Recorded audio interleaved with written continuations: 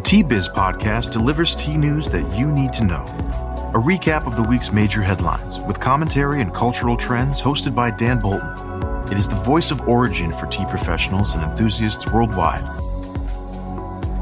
Tea nourishes and inspires. It is the most ancient of plant-based medicines, simultaneously energizing the body as it soothes the mind. Making tea is an art and craft as described on the Tea Biz portal. Intimately local, the 200 billion tea trade exerts global influence, employing millions to enhance the well-being of all.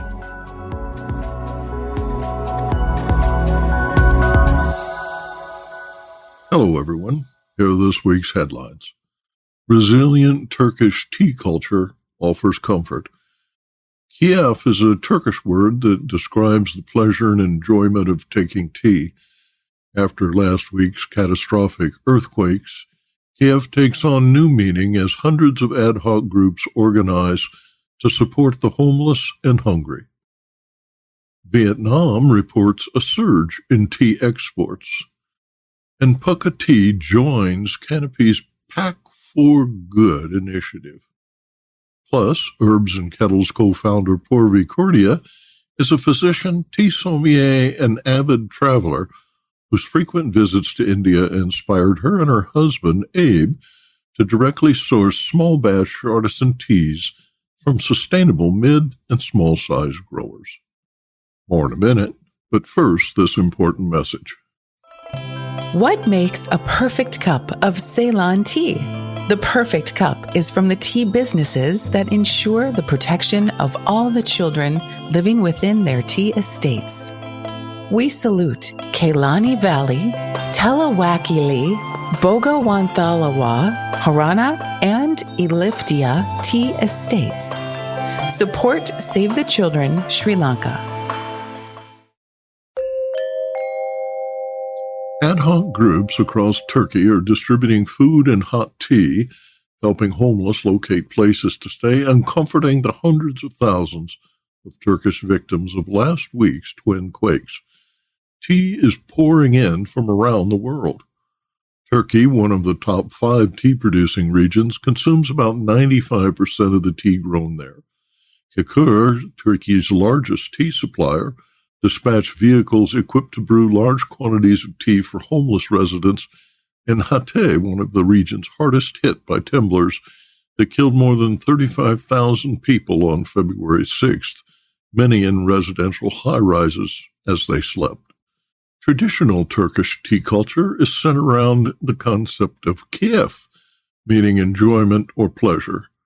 Tea is consumed in social settings, often out of the home. It is a source of comfort in time of grief.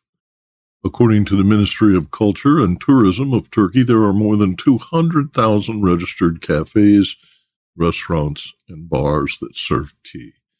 Thousands of tea shops and street-level neighborhood cafes are located in quake-devastated downtown areas. Kamaras, located near the initial quake's epicenter, reports more than 200 structures of 8 stories and higher have collapsed.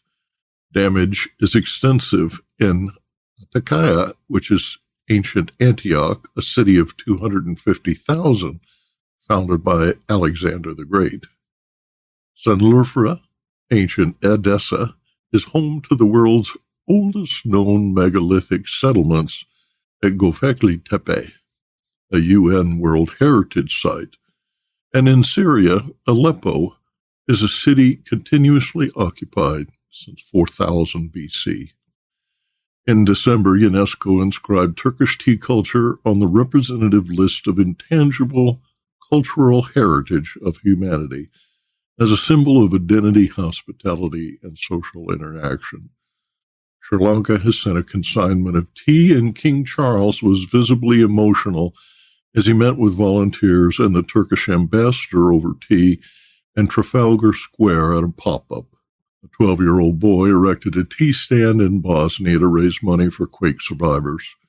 Quote, "I had the idea to set up the tea stand when I saw the earthquakes in Turkey and Syria on television," said 8th grader Benjamin Mahonovic, in Sarajevo. Contributions donated to Pomozi.ba, an online fund, now amount to 219,000 km, about $120,000 for relief efforts in Turkey. Business Insight. Consider donating direct to AFAD, Turkey's Disaster and Emergency Management Authority. The link in English is en.afad.gov.tr. The Turkish philanthropy funds have offered to match donations through Apple, and the APHAP Foundation will triple match donations through Netflix. Visit the TBiz website for details. Vietnam's tea industry is snapping back from a slump. Exports to the U.S. grew to 9.8 million last year, up 18.4% in value on increased volume, making Vietnam the fifth largest tea exporter globally. Vietnamese tea imports made up 5.2% of the U.S. market in 2022, which totaled 121,500 metric tons and was valued at $516.2 million. By comparison, Chinese tea exports to the U.S. in 2022 totaled 14,900 metric tons, up 22%. The sales value of Chinese teas exported to the U.S. totaled $64.4 million, more than 5 times that of Vietnam, which sells very little packaged tea. In 2022, Vietnam exported 146,000 metric tons of tea, earning $237 million, a 15.3% increase in volume. Vietnamese tea exports total $190 million in 2020, according to the International Trade Center. The acreage under tea has since expanded to 124,000 hectares, and Vietnam has become a major transshipment center for China's exports to the U.S. to dodge U.S. tariffs. Quote, with these positive results, there will be a bright prospect for the export of tea in 2023, according to a report in the Communist Party of Vietnam's online newspaper. In 2020, tea prices averaged $1.10 per kilo for Vietnamese exports against a world average of $2.20 per kilo. Prices have since improved. In 2022, the average export price was $1.62 per kilo. Green tea accounted for 55,200 metric tons, about a third of all exports, and was valued at $104 million in 2022. Green tea prices averaged $1.88 per kilo last year. Pukka tea is among several brands publicly committed to preserving ancient and endangered forests by transforming unsustainable paper packaging supply chains. In a Valentine's Day press release, forest preservationists at Canopy write that every year 3 billion trees, many from ancient and endangered forests, are logged to make paper packaging items like shipping boxes, food cartons, and lipstick boxes. The scientific community warns that at least 50% of the world's forests must be conserved or restored by 2030 to ensure global temperature increases stay below 1.5 degrees C and to address global climate and biodiversity crises. Quote, the time is now for companies to show forests some love by taking supply chain leadership, end quote, reads the release. Canopy founder and executive director Nicole Rakoff said, quote, what better way to show love for the planet than to commit to saving the world's forests, biodiversity, and climate? We welcome this new cadre of brands, packaging producers, and innovators who are tying the knot with Canopy by joining the Pack4Good initiative to shift their paper packaging to circular, low-carbon alternatives that will provide both excellent packaging and preserve our forests. Organic herbal tea brand Pukka is among the several companies joining Canopy's Pack4Good campaign. The commitment includes a pledge to, first, reduce material use through design innovation. Next, maximize recycled content. Then, explore and bring to market alternative next-generation fibers. And finally, use only FSC-certified wood when virgin forest fiber is required. A total of 371 companies have made the pledge, worth $197.5 billion in market share since the nonprofit Canopy launched the Pack4Good initiative in 2019. Business Insight. Eleanor Jeffrey, Sustainability Manager, said Pukka Tea is, quote, thrilled to join the industry-leading Pack4Good initiative to catalyze the move away from virgin wood-based packaging to using recycled materials and innovative next-generation materials. The initiative supports many of the solutions that Pukka is already exploring to reduce the climate and biodiversity impact of our packaging supply chain. We see this as an important collaboration to realize these ambitions and to strengthen our commitments. It is an exciting step towards achieving net zero emissions by 2030, she said. Arvinda Anantharaman in Bengaluru reports on this week's tea auction prices. India Tea Price Report for Sales 6, the week ending 11th February 2023. In news this week, the West Bengal state budget was presented on February 15th. Finance Minister Chandrima Bhattacharya announced that the government will formulate a policy to grant eligible tea garden workers land rights. North Bengal, which includes Darjeeling and Jalpaiguri, has nearly 1.5 million people living on tea estates who have been demanding land rights. The budget has also taken into consideration the Indian Tea Association's request for exemption from payment of cess on agricultural income tax for the next 2 financial years. Where the budget has lacked is in regularizing the land status of small farmers who converted to tea planting after 2001. And without regularization, these tea farmers cannot avail of any benefits available to the industry. In auction, it was a fairly uneventful week. Sales 6 saw about 8,500 tons of tea with a sale percentage of 77. Most of the tea on offer was CTC, and the top selling grades was BP, followed by BOP, SM, and BOP. Darjeeling saw some increase in prices compared to the previous week. Middle East and CIS countries continue to be active for orthodox tea in Kolkata auctions. Guwahati saw good demand from Western India. In the south, Cochin continued to see good demand for dust and fannings with a 93% sale volume. The weather has been largely dry across India. The Met Department predicts the weather will remain partly cloudy and dry over Assam and no rainfall expected in West Bengal, Kangra, and the Nilgiris. And now, a word from our sponsor. Hello, I'm Bogdan, a passionate tea drinker and the inventor of the ultimate tea machine, the Brew Maker 1. Preparation is key to making fine tea. Sequential steepings deliver the best taste possible and unlock the true value of whole leaf teas and botanicals. Brew automates that process without using any pots or capsules. This simple-to-operate, smartphone-controlled device stores steeping profiles to consistently make great tea at the push of a button. Brew also reduces time, waste, and energy. That's because I engineered the brew to remember control settings for temperature, brewing time, and quantity. Using my patented process lets you stack steeps simply and conveniently. This week, T-Biz chats with Poorvi Chordia, co-founder of Herbs Kettles in Atlanta, Georgia.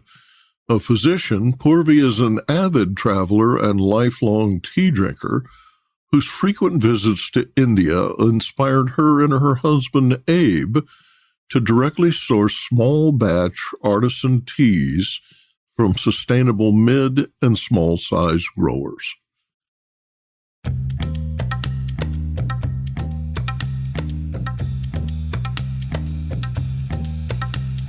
Small growers rightly focus on cultivating and crafting great artisan tea. They have little time and few resources to brand and market limited quantities of unique teas such as Khalap, an ancient Naga tea. The Naga tribe picks wild leaves to pack in hollowed bamboo before aging in smoke. Khalap is in demand locally along the Myanmar border and in India, one example of several boutique teas and collections curated by Poorvi Chordia at Herbs Kettles. Poorvi is an educator, tea sommelier, and avid traveler. An online retailer of teas worldwide, Herbs Kettles specializes in loose-leaf teas sourced directly from Indian farms they know. Herbs Kettles contributes to the Prameya Foundation's Red Panda Conservation Initiative to preserve endangered wildlife, prevent poaching, and restore habitat in the Singalilia National Park in Darjeeling, West Bengal. Hi, Poorvi. I'm happy to have you join us today at the Tea Biz Podcast. You're zooming from Atlanta, Georgia. Tell me, is the weather nice this time of year? Thank you, Dan, for having me at the podcast. The weather's better than in Winnipeg. It's 45 degrees right now, and the sun outside. I'm always envious when it's above zero. It was 32 below here last week. Will you share with our listeners why you started a tea business? It's a laborious, challenging task, but you're motivated, and I would like you to share that enthusiasm. So I'm a physician by profession, and I'm actually an academic physician. So I work at Grady Hospital in Atlanta, and I have students and residents who I coach on patients who are admitted to the hospital. I've always been into tea, intrigued by its health benefits. And so in 2020, with the pandemic and when it started, this was the time of self-reflection. I spent a lot of time either at work or with my family. My two daughters and I and my husband, we would definitely spend a lot of time outdoors. Tea was a big part of our life. And it would help calm me down and just make me feel happy. And, I was going through so much with the pandemic. It just made me calm. Pre-pandemic, I loved traveling back to India.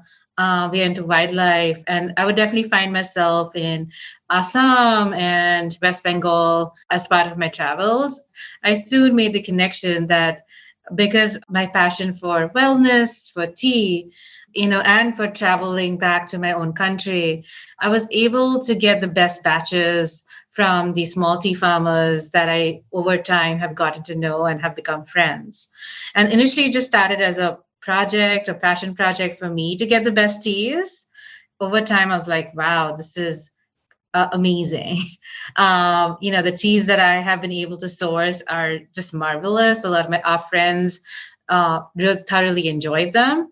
And that's when, we were like, hey, maybe we should look at it from a more business standpoint. We do have these amazing, high quality, loose leaf, directly sourced premium teas. And we should probably bring them to Atlanta and then share them. So yes, it's been definitely a laborious process, but something that started more from love for tea and love for wellness. Sufficient quantities and consistency are often a concern for retailers sourcing direct. Are you mainly buying from individual farms and cooperatives or mid-sized farms of 20 to 30 hectares? Most of our farms are small to medium-sized. So there are farms as small as, I would say, 5 acres, but they use complete organic practices like cow dung, pisciculture. The medium-sized ones are more in Darjeeling that I'm dealing with.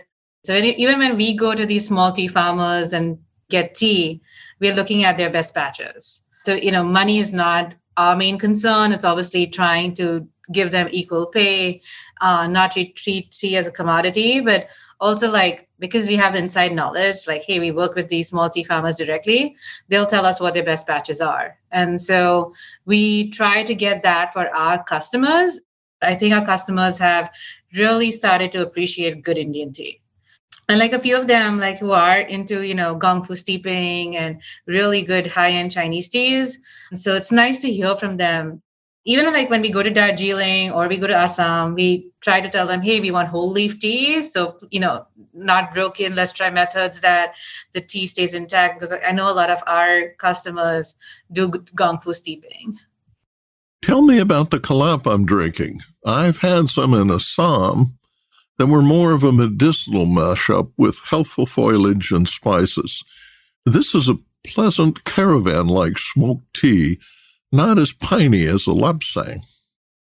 I think tea is more culture. There's not much competition when it comes to the small tea farmers. They're all trying to uplift themselves as a society and as a community. And so it was one of them who introduced me to Khalap and sent me, when I was actually visiting them, I got 3 bamboos back. And at that point, I was like, wow, this is really nice. But I was like, I didn't really know how special it was until I read more and learned more. And I think that's just tea for you. There's so much to unravel. And the more you read, the more you learn, the more passionate you get about it. I tried the Khalap and I was like, wow, there's so much energy. There's so much history to it. And it's been pretty hands-on. Yes, there are indigenous tribes like the Naga tribe and the Singpo tribe. We'll finally be meeting them in the next couple of weeks. So one of our tea farmers that we work very closely with is coming with us, and we're going to go visit these two tribes. And what's fun for me is I'm going to see the origins of tea in India and the indigenous practices around tea before British colonization. And then I'm going to, be passing through a lot of these big, sprawling tea gardens that were created during the British era. And now what's happening in India is I think those, sprawling tea gardens are going to be taken over by smaller tea farmers and more boutique style teas. So I'm very excited about having the whole experience where I see the Khalap being made, pass through one of these big tea gardens. And while I make my way then back to the small tea farmers that I'm working with and, enjoy specially curated and made tea by them. Will you describe the consumers buying these teas? Thank you so much for this question. So our target audience or our target customers are usually young professionals. And so in the 25 to 50-year-old range, women more than men. And I've seen a lot of them are like, in engineering or software, computer engineering or software or some kind of health-based profession. So like nurses, the physicians, yoga teachers, wellness instructors and practitioners, and then more engineers. So I think there's a growing need for a drink like tea is a full body tonic. So more people are understanding that, hey, we need something that helps calm us down, is healthy, is full of polyphenols. And a lot of them are looking for an alternative to alcohol. And tea is wine's sober sibling, so I think it's a great way to get to have a non-alcoholic beverage. So our target customers are young professionals, women more than men. And then I feel there are 3 segments of customers. One's the good thing about Starbucks and Starbucks chai is that it did introduce people to tea. And so we have definitely a large chai-loving population and a chai-loving customer base. And then we have people who are already into loose leaf tea, and mainly they were drinking Chinese teas, and they were like, okay, fine. I can see you have a single source Darjeeling. I always want to try a Darjeeling, or I have tried a Darjeeling before, but I didn't like it. Maybe I'll try yours. So then we have the person who's inquisitive about loose leaf tea and the story behind it, the farms that we work with, our own story. So they'll come to us, or get intrigued and come to us for that. And then I feel the third segment is someone who's more into the herbs, so the tisanes, and they're looking for, say, something that's turmeric based, or something for digestion, like maybe a ginger. So then we have teas that are, or like herbal teas that are for that segment. So, and the good thing about India and Ayurveda and, the wellness of India is that it's authentic. There's a lot of good in it. And so and with our training in medicine, I think I'm able to discern what's authentic and genuine and what will definitely help and what won't. So I'm able to bring that back and share with my customers.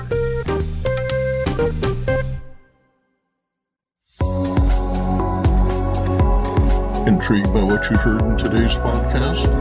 Would you like to learn more from our global network of tea-biz journalists and tea experts? Remember to visit the Tea-Biz website for more comprehensive coverage. That's www.t-biz.com.